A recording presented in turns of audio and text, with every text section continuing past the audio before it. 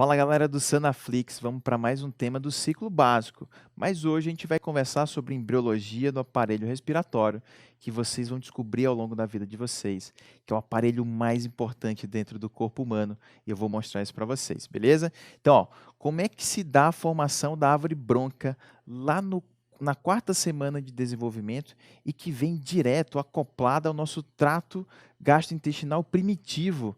Como é que essa coisa acontece? Segundo, desenvolvimento do parênquima pulmonar. Olha só, você precisa ter um conduto, uma espécie de um conduíte.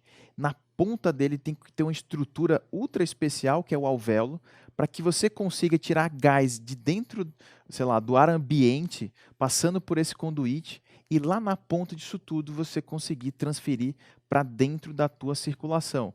Quer dizer, não é um processo simples, mas que se você entender isso da forma adequada, você nunca mais na vida vai confundir o conceito de ventilação-perfusão. Afinal de contas, eu preciso ventilar o meu alvéolo para que haja troca gasosa suficiente para que a gente consiga fazer as nossas atividades do dia a dia.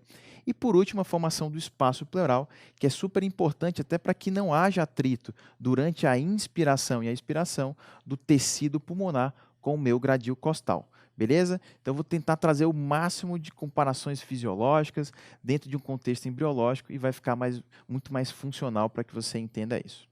Beleza, então, lembrando das aulas lá do Vinícius, tudo começa no zigoto. Até a terceira semana, a gente precisa basicamente ter o zigoto, ter a replicação, a clivagem, aquela fase em que as células vão se dividindo, formação da mórula e depois do blastocisto. E aí no blastocisto acontece um fenômeno super importante. Lembrando, galera, que isso tudo é até a terceira semana. Do blastocisto a gente vai ter um fenômeno chamado de gastrulação. E a gastrulação, esse período é tão importante porque é a partir disso que a gente tem informação dos nossos folhetos mais primordiais, os nossos folhetos embriológicos, que é a endoderma, a ectoderma e o mesoderma. É a partir desses três folhetos que eu tenho a formação de todos os tecidos do corpo humano, desde o sistema neurológico até o aparelho respiratório. Então, esse fenômeno que ocorre até a terceira, final da terceira, começo da quarta semana, é fundamental. A gastrulação, se tudo acontecer de uma forma orgânica nesse momento, a mãe não tiver exposição a cigarro, não tiver exposição a talidomida, exposição a álcool, esses três folhetos primordiais vão ser formados e a partir disso todos os outros tecidos vão conseguir também ser adequadamente produzidos e o bebezinho vai nascer saudável. Então, galera, essas 3 semanas são fundamentais para que a gente garanta a formação disso. E lembrar que, por exemplo, a ectoderma dá origem ao sistema nervoso central. Já a endoderma dá origem a todo o epitélio do trato respiratório.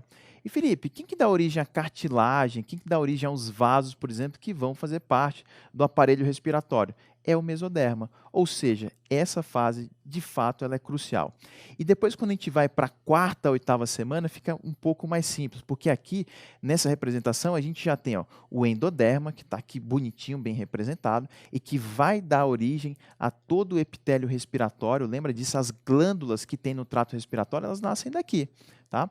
Na sequência, a gente vê o mesoderma já se dividindo. Agora, em intermediário, o mesoderma dá origem à cartilagem, dá origem à parte vascular, e nada adianta eu ter gás dentro da minha traqueia, dentro da minha árvore respiratória, se eu não tenho, por exemplo, uma estrutura especializada nessa troca, se eu não tenho um vaso, quer dizer, eu não vou ter aquela combinação de ventilação-perfusão.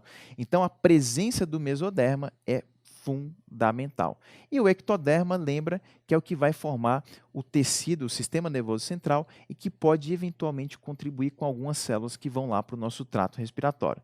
Então, da quarta semana até a oitava, a gente tem um período de organogênese, onde as 3 semanas anteriores que garantiram a formação desses três tecidos primordiais, a partir disso, tudo vai dar certo, beleza? Tá, ok, Felipe, você já explicou das 3 primeiras semanas, você falou que da quarta a oitava é super importante, período embrionário, de organogênese, mas aonde começa então o nosso trato respiratório? O nosso trato respiratório nasce daquele divertículo respiratório, na quarta semana. E esse divertículo ele sai de dentro do nosso intestino primitivo, da porção anterior desse intestino primitivo. Você vai falar, Nossa, mas nunca me contaram isso. E isso é tão importante, galera, que se ele sai de dentro do intestino e o intestino primitivo vai formar o esôfago, é como se o esôfago e a traqueia eles fossem irmãos. E eles foram separados ao longo da evolução, ao longo das semanas que se sucederam. E isso justifica um achado muito comum. Qual que é esse achado?